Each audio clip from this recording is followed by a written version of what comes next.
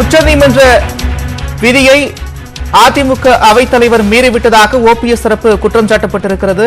ஈரோடு கிழக்கு தொகுதி இடைத்தேர்தலில் வேட்பாளரை தேர்வு செய்ய பொதுக்குழு உறுப்பினர்களுக்கு கடிதம் அனுப்பப்பட்டு அதன் மூலமாக தேர்வு செய்ய உச்சநீதிமன்றம் உத்தரவிட்டிருந்தது. இந்நிலையில் விதிமுறைகளை அதிமுக அவைத்தலைவர் தமிழ்மகன் உசேன் மீறிவிட்டதாக ஓபிஎஸ் தரப்பு குற்றம் சாட்டியிருக்கிறது. அண்மை செய்தியாக பார்க்கிறோம்.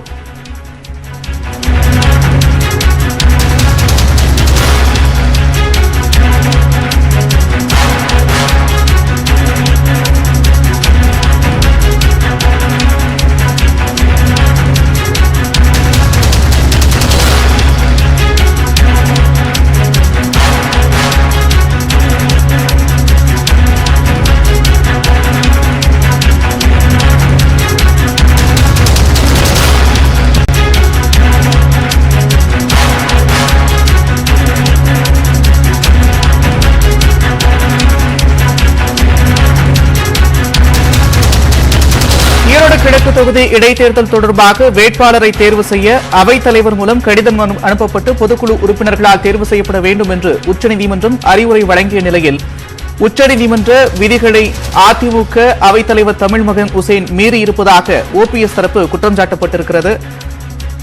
இபிஎஸ் தரப்பு வேட்பாளர் குறித்தான விவரங்கள் இடம்பெற்றிருந்த நிலையில் ஓபிஎஸ் தரப்பு வேட்பாளரின் விவரங்கள் இடம்பெறவில்லை என ஓபிஎஸ் தரப்பு குற்றம் சாட்டியிருக்கிறது.